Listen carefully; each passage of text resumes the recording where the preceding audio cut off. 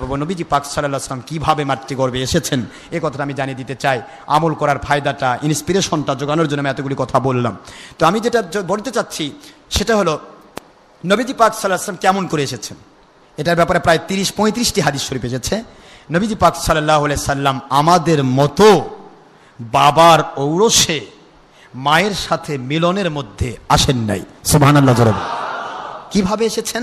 Practical কিভাবে এসেছেন আপনারা খাসাইসুল কুবরা আলী জালালউদ্দিন সুয়ুতী রহমতুল্লাহ আলাইহি পড়লেই পাবেন। খাসাইসুল কুবরাতেও আছে, এটা অসংখ্য হাদিস শরীফে আসছে। তারপরে কিতাব আল আসারে আছে, মুসনাদে আব্দুর রাজ্জাকে আছে, মুসনাদে আবু ইবনে আবি সাইবাতে আছে, মুসনাদে আহমদ বিন হাম্বলে আছে, মুসনাদে আয়েশা সিদ্দিকা, মুসনাদে আব্দুল্লাহ ইবনে আব্বাস, মুসনাদে আব্দুল্লাহ ইবনে মাসউদ, অসংখ্য হাদিস শরীফ যেগুলি সাহাবায়ে কেরাম এবং তাবেঈদের যুগের হাদিস। যেরকম সুবহানাল্লাহ, সেই হাদিস শরীফগুলোতে এসেছে নবীজি পাক সাল্লাল্লাহু আলাইহি ওয়াসাল্লাম ওনার আব্বাজানের ভিতরে যখন ওনার নূর মুবারক ছিল, নূর মুবারকটা তো ট্রান্সফার হচ্ছিল। প্রথম আদম আলাইহিস সালাম, আদম আলাইহিস সালামের পরে শীশ আলাইহিস সালাম, এভাবে করে একজন পর একজন, তারপরে ইব্রাহিম খলিলুল আলাইহিস সালাম, ইব্রাহিম খলিল আলাইহিস সালাম থেকে হযরত ইসমাইল আলাইহিস সালাম, এভাবে কিন্তু ট্রান্সফার হচ্ছে। সুবহানাল্লাহ জোরে কোন না কেন? রাসূল পাক সাল্লাল্লাহু আলাইহি ওয়াসাল্লাম তো সৃষ্টি কি প্রথমে, নাজিল হচ্ছেন শেষে। কারণ প্রধান বক্তা কখন নাজিল হয়? প্রধান বক্তা কখন ওঠে? আগায় রাতে না শেষ রাতে? শেষে। প্রধান বক্তায় ফিনিশিং। আমার নবী হলেন প্রধান ইমামুল মুরসালিন, সমস্ত নবীদের নবী। তাকে সৃষ্টি করা হয়েছে শুরুতে, আর পাঠানো হচ্ছে শেষে। জোরে বলুন সুবহানাল্লাহ। তো নবীজি পাক সাল্লাল্লাহু আলাইহি ওয়াসাল্লামকে পাঠানো হলো লাস্ট ফিনিশিং পর্যন্ত আব্দুল্লাহ আলাইহিস সালাম, উনি পর্যন্ত যখন হযরত রাসূল পাক সাল্লাল্লাহু আলাইহি ওয়াসাল্লাম পৌঁছলেন, হাদিস শরীফ ক্লিয়ার। তা নবীজি পাক সাল্লাল্লাহু আলাইহি ওয়াসাল্লামের আব্বাজান আব্দুল্লাহ আলাইহিস সালাম, ওনার ভিতরে যখন ট্রান্সফার হলো রাসূল পাক সাল্লাল্লাহু আলাইহি ওয়াসাল্লামের নূরে মুহাম্মদী। জোরে বলুন সুবহানাল্লাহ। মারিয়াম বিনতে নাওফাল তৎকালীন সময়ের সবচাইতে বড় বুদ্ধিজীবী, তাওরাত জাব্বুর ইনজিলের হাফেজ, নাম তার নাওফল, ওরাকা বিন নাওফল। কি নাম? কি? ওরাকা বিন নাওফল। নাওফলের ছেলে ওরাকা, তিনি ছিলেন পুরা পাদ্রী। আর তাই সেই নওফলের ছেলে ওরাকা, ওরই বোন নওফলের মেয়ে মরিয়াম, সে প্রস্তাব দিয়ে দিল, তার আব্বা আম্মার পক্ষ থেকে প্রস্তাব দিল, আমি হযরত আব্দুল্লাহ আলাইহিস সালামের ভিতরে নূরে মুহাম্মদীর ফয়েজ দেখতে পাচ্ছি। আমি তার সাথে বিয়ে হওয়ার জন্য যদি আমার সমস্ত সম্পদ ব্যয় করে দেওয়া লাগে, সমস্ত সম্পদ আমি ব্যয় করব, কিন্তু আব্দুল্লাহ আলাইহিস সালামের স্ত্রী হতে চাই। সে দেখেছিল কি? আব্দুল্লাহর চেহারা না, নূরে মুহাম্মদী। জোরে বলুন সুবহানাল্লাহ। তার চিন্তা হলো নূরে মুহাম্মদী কি আমি আমার পেটে ধারণ করব। সুবহানাল্লাহ। তো ওরাকার বোন অর্থাৎ নওফলের মেয়ে মরিয়ম এই প্রস্তাব যখন দিল, এই প্রস্তাব দেওয়ার পরপরই কিছুদিন পরেই হযরতে আব্দুল মুত্তালিব আলাইহিস সালাম, আমি খুব সংক্ষেপ করে বলছি, তাড়াতাড়ি চলে যাচ্ছি। আব্দুল মুত্তালিব আলাইহিস সালাম চিন্তা করতে লাগলেন, সিরিয়া, দামেস্ক, বিভিন্ন দেশ, তখন তারা বিভিন্ন রকমের অর্থ বিনিময় করতেন। তো হযরতে আব্দুল মুত্তালিব আলাইহিস সালাম তো ছিলেন অনেক বড় মাপের একজন জমিদার লেভেলের মানুষ। তো উনি বিভিন্ন দেশে ওনার অসংখ্য ব্যবসায়িক টাকা পড়েছিল, বছরের পর বছর পড়ে আছে, কিন্তু টাকাগুলি তুলতে পারছেন না। উনি লাস্ট ফিনিশিং চিন্তা করলেন, মনে মনে ভাবলেন যে আমি একটু ফিনিশিং পর্বে আমার ছেলে আব্দুল্লাহকে নিয়ে আমি একটু তাদের করব। আর মনের মধ্যে চিন্তা করলেন যে ওখানে আব্দুল ওয়াহাব জহুরি, তিনি ছিলেন সেই সময়ের সোনা ক্রেতা বিক্রেতা। সুবহানাল্লাহ বলেন। সবচাইতে বড় মাপের একজন বণিক ওহাব জহুরি, মদিনা শরীফে তার বাস ছিল। তো মদিনা শরীফে উনি ছিলেন ওনার বন্ধু, আব্দুল মুত্তালিব আলাইহিস সালামের বন্ধু। তো উনি চিন্তা করেন আসার সময় আমার বন্ধুর সাথে একটু দেখা করে আসবো, এই নিয়ত করে তিনি বের হয়ে গেলেন।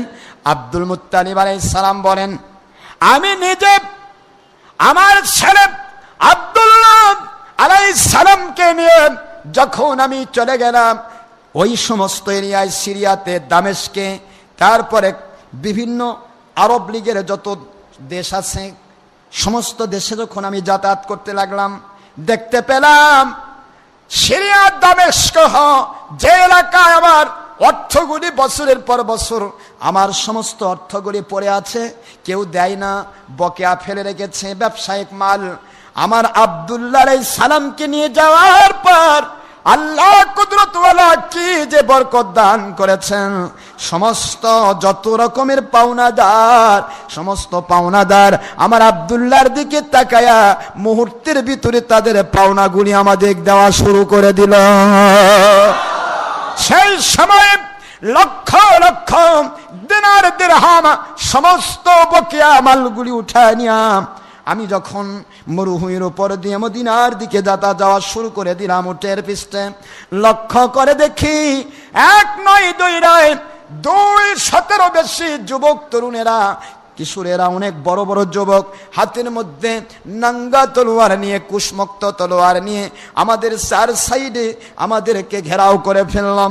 আমি বলতে লাগলাম, রে যুবকেরা, মদিনার পথে রওনা দিচ্ছি। আমি আব্দুল মুত্তালিব, আমার বাড়ি মক্কা শরীফ, যাব মদিনা শরীফে।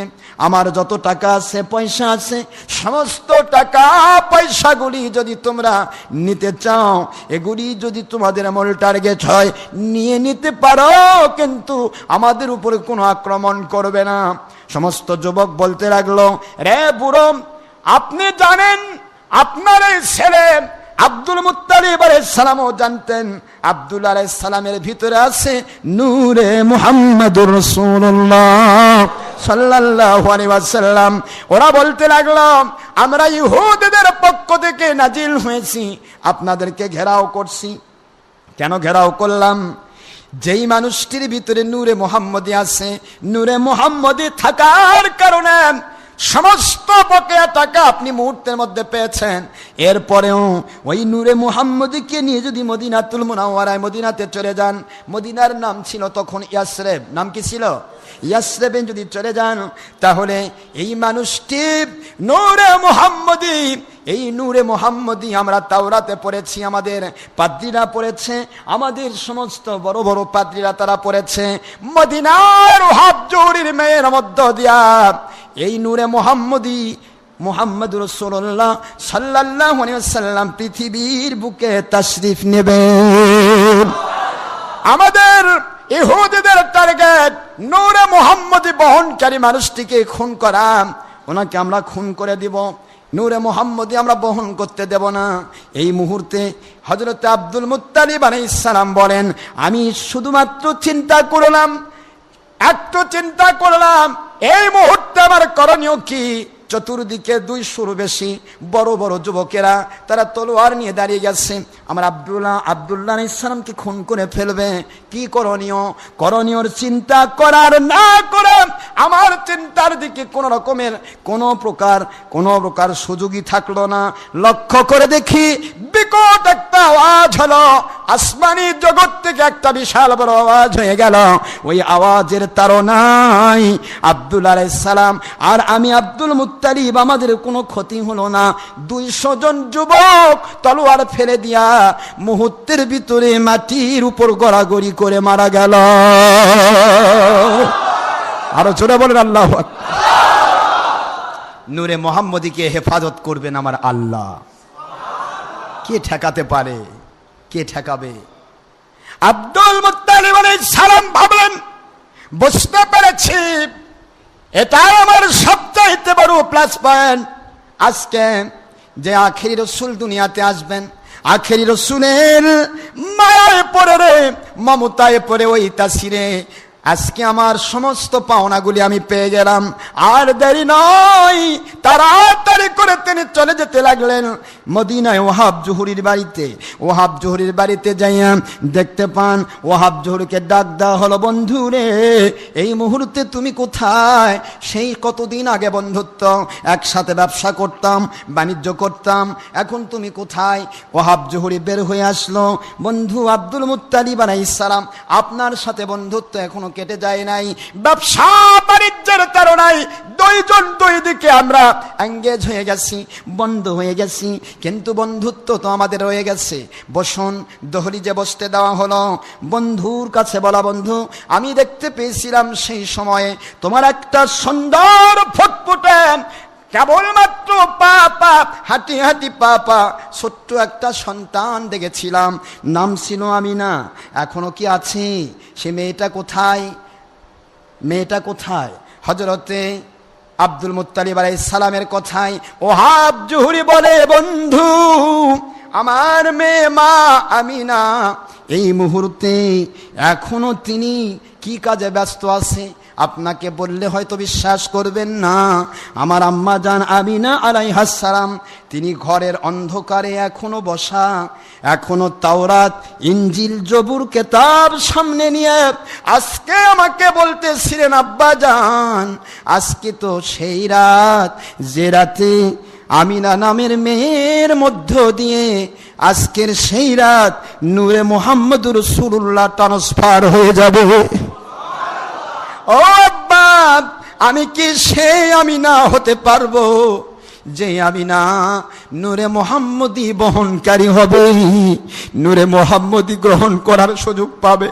আমি দেখতে পাচ্ছি তাওরাত ইনজিল কিতাবে নবীজি আখির রাসূল মুহাম্মদুর রাসূলুল্লাহ সাল্লাল্লাহু আলাইহি ওয়াসাল্লাম সেই আল্লাহর হাবিব আখির রাসূল নূর মুহাম্মদ উনি ট্রান্সফার হবেন আব্দুল্লাহ নামের ছেলের মধ্য দিয়ে আজকের রাতে আমিনার গর্ভে রেহেম শরীফে যাবে। আব্বা জান আমি সেই আব্দুল্লাহ সালাম ওনার সেই নূরে মুহাম্মদের অপেক্ষায় এখনো আমি অপেক্ষমান। আজকের রাত পার হয়ে গেলে বুঝবো আমার আল্লাহ পাক আমাকে সেই আমিনা হিসেবে কবুল করে নাই, হয়তো তার জন্য অন্য কোনো আমিনা কবুল হয়ে যাবে। রে বন্ধু আব্দুল মুত্তালিব আলাইহিস সালাম আমার মা আমিনা যখন থেকে বুদ্ধি হয়েছে কিতাবপত্র পড়ে নূরে মুহাম্মদের অপেক্ষায় অপেক্ষমান রয়ে গেছে। আব্দুল মুত্তালিব আলাইহিস সালাম বলেন, বন্ধুরে ওই জিনিসটি তো করার জন্য আজকে আমি কমপ্লিট রেডি হয়ে এসেছি, যাও যাও যাও আজকে তোমার আমিনার সাথে আমার আব্দুল্লাহর বিবাহের বন্দোবস্ত করে ফেলো। কোথা থেকে কোথায় আব্দুল মুত্তালিব আলাইহিস সালামের কথা শুনে ওহাব জহুরি সে আনন্দে ফুল্লুধারা বয়ে গেল, দৌড় দিয়ে যায় আম্মা জান আমিনা আলাইহাস সালামের কাছে। আমিনা আলাইহাস সালাম এবার নতুন করে বলে, আব্বা কোনো খবর কি পাওয়া গিয়েছে? আজকেই শেষ রজনী, আজকে আমার নবীজি আখির রাসূল তিনি পৃথিবীতে মাতৃ গর্ভে রেহেম শরীফে আজকেই ট্রান্সফার হবে রজবের প্রথম রাত। সুবহানাল্লাহ জোরে বলুন। রজবের প্রথম রাত, এই রাত্রিতে তিনি ট্রান্সফার হবেন। আজকে কি কোনো খবর হলো? ওহাব জহুরি বলে, আম্মা রে যার অপেক্ষায় বছরের পর বছর অপেক্ষা করছো, আজকে তোমার মালিক সেই আব্দুল্লাহকে আমাদের বাসায় পাঠিয়ে দিয়েছে। আমিনা আলাইহাস সালাম সেই সময়ে পুতুল পূজারী ছিলেন, তাই না? নাউজুবিল্লাহ মিন যালিক। জান্নাতি হবে না, নবীর বাবা বা জান্নাতি হবে না, রাম ছাগলের বাপ মা জান্নাতি হবে। আমিনা আলাইহিস সালাম পরিষ্কারভাবে তিনি রেডি হয়ে গেলেন, বিবাহ হয়ে গেল। বিবাহের ফুল্লুধারায় সেই রাত্রে হযরতে আব্দুল্লাহ আলাইহিস সালাম, পরিষ্কার হাদিস শরীফ, আব্দুল্লাহ আলাইহিস সালাম রাত্রি যাপন করলেন না, শুধু আমিনার সাথে দেখা করলেন। দেখা করে আমিনা আলাইহাস সালামকে শুধু স্ত্রী হিসেবে মর্যাদা দেওয়ার জন্য স্বাভাবিকভাবে কপালে একটা চুমু দিয়ে দিলেন। সুবহানাল্লাহ। খুব ভালো করে বুঝুন, খুব ভালো করে বুঝুন। স্বাভাবিকভাবে কপালে একটা চুমু দিয়ে দিলেন। কপালে চুমু দেওয়ার কিন্তু সুন্নত। হুজুর পাক সাল্লাল্লাহু আলাইহি সাল্লাম, এটা মিশকাত শরীফে হাদিস আছে, বুখারীর হাদিস। আম্মা জান হযরতে ফাতিমাতুজ জাহরা আলাইহাস সালাম যখন নবীজির দরবারে আসতেন, হুজুর পাক সাল্লাল্লাহু আলাইহি সাল্লাম মা ফাতিমার মহব্বতে দাঁড়িয়ে যেতেন, সালাম দিতেন এবং আম্মা জানের কপাল মোবারকের উপরে চুমু লাগিয়ে দিতেন। নবীজি পাক সাল্লাল্লাহু আলাইহি সাল্লাম যখন আম্মা জানের ঘরে আসতেন, তাশরীফ নিতেন, আম্মা জান হযরতে ফাতিমাতুজ জাহরা আলাইহাস সালাম তিনিও নবীজির প্রেমে মহব্বতে দাঁড়িয়ে যেতেন, তাজিমের সহকারে সালাম দিয়ে হুজুর পাক সাল্লাল্লাহু আলাইহি সাল্লামের কপাল মোবারকে চুমু দিয়ে দিতেন। সুবহানাল্লাহ। এই চুমু দেওয়া এটা খাস সুন্নতের অন্তর্ভুক্ত। এবং স্ত্রীকে প্রথম রাত্রিতে স্ত্রীকে এই ধরনের একটি চুমু দেওয়া, এটা খাস সুন্নতের অন্তর্ভুক্ত। সুবহানাল্লাহ। কপালে কপালে চুমু দেওয়া। তো কপালে হযরতে আব্দুল্লাহ আলাইহিস সালাম চুমু দিলেন। এরপরে আব্দুল মুত্তালিব আলাইহিস সালামের সাথে সেই দিনই তিনি মক্কাভিমুখে রওনা দিলেন। সুবহানাল্লাহ। তো মক্কায় চলে আসলেন। তারপরে রাতের বেলায় উনি শুধুমাত্র খাওয়া দাওয়া হলো। আম্মাজান হযরতে আমিনা আলাইহিস সালাম ওনার সাথে দেখা শুরু করেছেন। চুমু দিয়ে বাবা ছেলে দুইজন মরুভূমির পথ বেয়ে আবার নতুন করে রওনা দিলেন মক্কা শরীফ আসার জন্য। তো মক্কায় আসলেন। আসার অনেক বড় ঘটনা, আমি সংক্ষেপ করে দিচ্ছি। মক্কায় আসার পরে মরিয়মের সাথে প্রথম দিনের বেলা, সেদিন দিনের বেলা প্রথম দেখা। মরিয়ম হযরত আব্দুল্লাহ আলাইহিস সালামের দিকে তাকায় বলছে, আব্দুল্লাহ, তুমি কি সে আব্দুল্লাহ না? কয়, হ্যাঁ আমি তো সে আব্দুল্লাহ। কয়, তোমার সাথে বিয়ে হওয়ার জন্য আমার পুরা ফ্যামিলি আগ্রহ প্রকাশ করেছে এবং সমস্ত সম্পদ প্রয়োজন বোধে তোমার দাদাকে দিয়ে দিবে। সে সময় তো যৌতুক প্রথা ছিল, আমার কথা বুঝতেছেন তো? কিন্তু উনি তো যৌতুক নেবেন না, যৌতুকের তো প্রথা তখন ছিল। তারপরও ওহাব জৌরির সাথে বিয়ে হলো, যৌতুক আব্দুল্লাহ হাসান কি যৌতুক নিলেন নাকি? সে সময় কিন্তু যৌতুক প্রথা ছিল। নবী পাক সাল্লাল্লাহু আলাইহি ওয়াসাল্লাম পৃথিবীতে আসার আগে পুরা যৌতুক প্রথা। মহিলাদের তো কিনে নিয়ে, মহিলারা তো তাদের স্বামী, মানে অনেক ব্যাপার, যাই হোক সেদিকে আমি যাচ্ছি না। তো আব্দুল্লাহ আলাইহিস সালামের দিকে তাকিয়ে মরিয়ম বিন নাওফল বলছে যে, তুমি কি সে আব্দুল্লাহ না? বলেন, হ্যাঁ আমি তো সে আব্দুল্লাহ। কই তোমার সেই এ আব্দুল্লাহ, যেই নূরে মোহাম্মদের জন্য আমি তোমার সাথে বিবাহ হওয়ার জন্য পাগল, সেই নূরে মোহাম্মদই তো আর আমার চোখে পড়ছে না। তোমার ভিতরে তো আমি নূরে মোহাম্মদই দেখতে পাচ্ছি না। এ মহিলা আবার কতটুকু জাদ্রের মহিলা ছিলেন, সুবহানাল্লাহ। কারণ সে পরিষ্কারভাবে তাওরাত, জাবুর, ইনজিল এগুলি পড়তো। ওই সমস্ত কেতাবে তো নবীজি পাক সাল্লাল্লাহু আলাইহি ওয়াসাল্লাম আসা থেকে শুরু করে সব রেফারেন্স দেওয়া আছে। সব কিছু ডিটেইলস দেখে সে বুঝতে পেরেছে যে আব্দুল্লাহ আলাইহিস সালামের ভিতরে যে নূরে মোহাম্মদী থাকতো, তাহলে তার চেহারায় যে উদ্ভাস, একটা সুন্দর প্রস্ফুটিত চেহারা হতো, সেই চেহারাটা নাই। তোমাকে আমি আগে দেখলাম যে আব্দুল্লাহ, এখন তুমি সে আব্দুল্লাহ নেই, তোমার ভিতরে নূরে মোহাম্মদী নেই, তোমাকে আমি বিয়ে করব না। আব্দুল্লাহ আলাইহিস সালাম বলতেছেন, তুমি বিয়ে করবে কেন? আমি তো বিয়ে করে এসেছি। সুবহানাল্লাহ, জোরে বলুন। তোমার বিয়ের আশায় তো আমি নেই। তবে শুনে নাও, একটি কথা শোনো। আব্দুল্লাহ আলাইহিস সালাম বলছে, হে মরিয়ম, আমাকে দোষারোপ করবে না। আমার জীবনে হযরতে জালালউদ্দিন সৈয়দী রাহমাতুল্লাহ আলাইহি লিখতেছেন, তিনি তার লেখা আমার নবীজি পাক সাল্লাল্লাহু আলাইহি ওয়াসাল্লাম পৃথিবীতে আসার যে ঘটনাটা, আব্দুল্লাহ আলাইহিস সালাম বলেন, রে মরিয়ম, আমিনার সাথে আমার বিয়ে হয়েছে সত্য, কিন্তু স্বামী স্ত্রীর যত পর্ব, কোনো পর্বে আমি যাই নাই। শুধুমাত্র আমি আমিনা আলাইহিস সালামকে আমি শুধুমাত্র বিবাহের কারণে স্ত্রী হিসেবে একটা চুমু দিয়ে দিছি কপালের মধ্যে। মরিয়ম বলেন, হে আব্দুল্লাহ, এটাই হলো সিম্পটম। তাওরাত, ইনজিল, জব্বুর কিতাবে লেখা আছে, সাধারণ মানুষ যেভাবে আসবে সেভাবে ট্রান্সফার নূরে মুহাম্মদী হবে না, হবে না, হবে না। নূরে মুহাম্মদী ট্রান্সফার হবে রজব মাসের প্রথম জুমা রাতে। সেটা হলো তার কপালের মধ্যে চুমুর মধ্য দিয়ে। জোরে বলেন আল্লাহু আকবার। বর্ণনা আছে চুমুর মধ্য দিয়ে এসেছে নূরে মুহাম্মদী মাতৃগর্ভে। সুবহানাল্লাহ, জোরে বলুন। এখন যেই মুন্সিরা বলবেন যে চুমুর মধ্যে নয়, মা বাবার মিলনে আসছে, তাহলে ওই রকম একটা দলিল আমাদের দেন। কথা ঠিক না? ঠিক, একটা দলিল দিবেন যে হযরতে আব্দুল্লাহ আলাইহিস সালাম, আমিনা আলাইহিস সালাম দুইজন স্বামী স্ত্রী মিলনের মধ্য দিয়ে আমার নবী পৃথিবীতে আসছে, এরকম একটা দলিল আপনারা সেট করেন। আমরা তো দলিল অসংখ্য সেট করেছি যে আম্মাজান আমিনা আলাইহিস সালামকে চুমুর মধ্য দিয়ে নূরে মুহাম্মদী আব্দুল্লাহ আলাইহিস সালামের পক্ষ থেকে মাতৃ রেহেম শরীফে ট্রান্সফার হয়েছে। সুবহানাল্লাহ, জোরে বলেন না কেন? এবং আমার আল্লাহর হাবিব পৃথিবীতে নাজিল হওয়া, মাতৃগর্ভ থেকে নাজিল হওয়ার ব্যাপারটাও আলাদা ছিল। সুবহানাল্লাহ, জোরে বলেন না কেন? এটাও মাতৃগর্ভের স্বাভাবিক স্থান দিয়ে নয়।